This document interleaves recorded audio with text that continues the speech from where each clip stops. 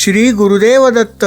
नमस्कार मंडळी, आपलं स्वागत आहे संपूर्ण अध्यात्म या चॅनलवर. आज आपण जाणून घेणार आहोत श्री गुरुचरित्रात सांगितलेलं एक अत्यंत गूढ पण पवित्र तत्व, स्त्रीने कसे आचरण करावे. श्री गुरुचरित्राच्या 31व्या अध्यायात काशी खंडातील एक सखोल प्रसंग येतो, ज्यात एक संन्यासी एका दुःखी स्त्रीला पतिव्रतेचा धर्म आणि स्त्रीच्या आचारसंहितेचं अद्भुत ज्ञान सांगतो. हे उपदेश केवळ जुन्या काळासाठी नाहीत, तर आजही कुटुंबातील प्रेम, शांतता आणि अध्यात्म टिकवण्यासाठी उपयुक्त आहे. काशी नगरीत अगस्ती मुनी आणि त्यांची पत्नी लोपामुद्रा राहत होते. लोपामुद्रा या अतिशय पतिव्रता, सुशील आणि सेवाभावी स्त्री म्हणून प्रसिद्ध होत्या. त्या काळात विंध्यगिरी पर्वत हा अगस्ती मुनींचा शिष्य होता. नारद मुनींनी विंध्यगिरीला सांगितलं, तू सर्व प्रकारे महान आहेस, पण मेरू पर्वता इतका उंच नाहीस. या वाक्यामुळे विंध्यगिरी अहंकाराने फुगून गेला आणि वाढू लागला. इतका वाढला की सूर्यप्रकाशच अडला. दक्षिण भारत अंधारात बुडाला. ऋषी मुनींनी याची तक्रार इंद्रदेवाजवळ केली. तेव्हा ब्रह्मदेव म्हणाले, अगस्ती मुनी हे विंध्याचे गुरु आहेत, त्यांना दक्षिणेकडे पाठवा. विंध्य त्यांना वाकून नमस्कार करेल आणि खाली बसेल. तेव्हा इंद्र, बृहस्पती आणि इतर देवता काशीला आले आणि अगस्ती व लोपामुद्रांचा सन्मान केला.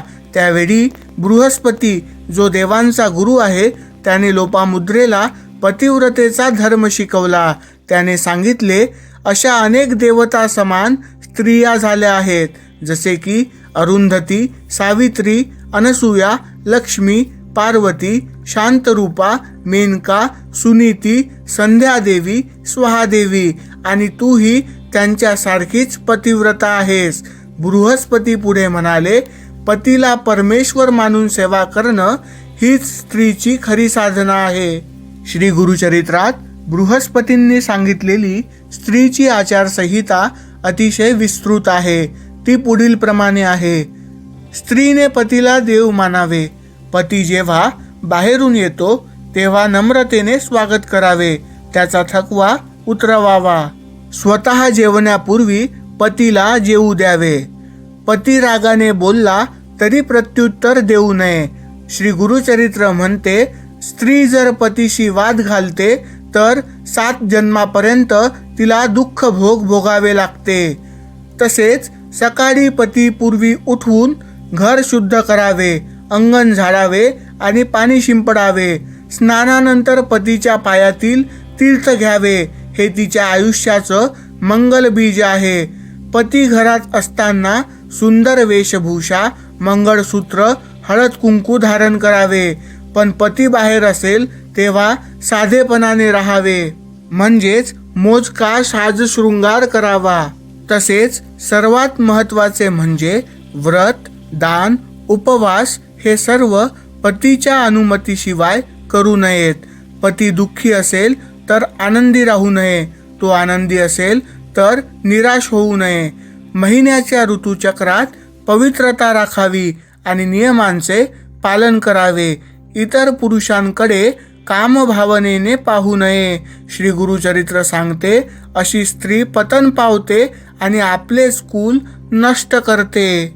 धर्महीन, नास्तिक किंवा दुराचारी स्त्रियांच्या संगतीमध्ये राहू नये.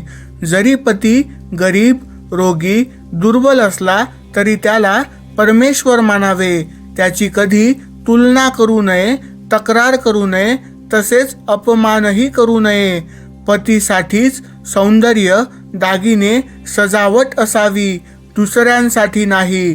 वडीलधाऱ्यांसमोर मोठ्याने बोलू नये, हसू नये, विटंबना करू नये. श्री गुरुचरित्रातील या शिकवणींचा आजचा अर्थ म्हणजे स्त्रीने कर्तव्य, प्रेम आणि संयम यांची जोपासना करावी. पतिव्रता म्हणजे गुलामगिरी नव्हे, ती आहे प्रेमाने, श्रद्धेने एकमेकांप्रती निष्ठा ठेवून संसार टिकवणं. पतीला देव मानणं म्हणजे त्याच्या सांगुलपणाला ओळखणं, त्याच्याशी एकरूप होणं. आजच्या काळात ही आचारसंहिता आधुनिक अर्थाने घ्यायची असेल तर तिचं सार असं आहे की आदर, संयम आणि प्रेमाने संसाराला पवित्र ठेवणं. मंडळी, श्री गुरुचरित्र हा केवळ भक्ती ग्रंथ नाही, तो एक जीवन संहिता आहे.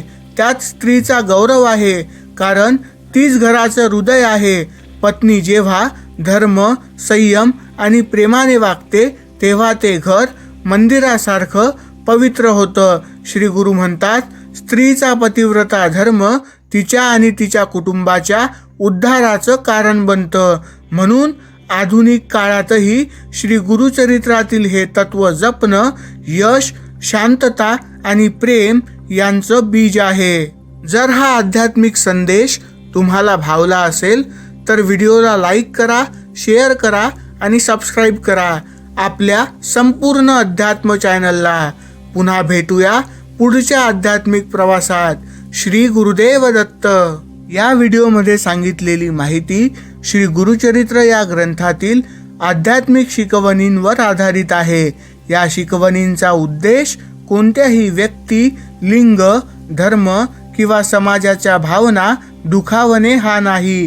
प्रस्तुत माहितीचा हेतू केवळ आध्यात्मिक आणि नैतिक मूल्ये समजावणे एवढाच आहे. आधुनिक काळात या तत्वांचा अर्थ समता, आदर, प्रेम आणि कुटुंबातील एकता म्हणून घेतला जावा. कृपया या माहितीचा अंधश्रद्धा म्हणून स्वीकार करू नका, तर विवेकाने, परिस्थितीनुसार आणि श्रद्धेने त्याचा विचार करा. धन्यवाद.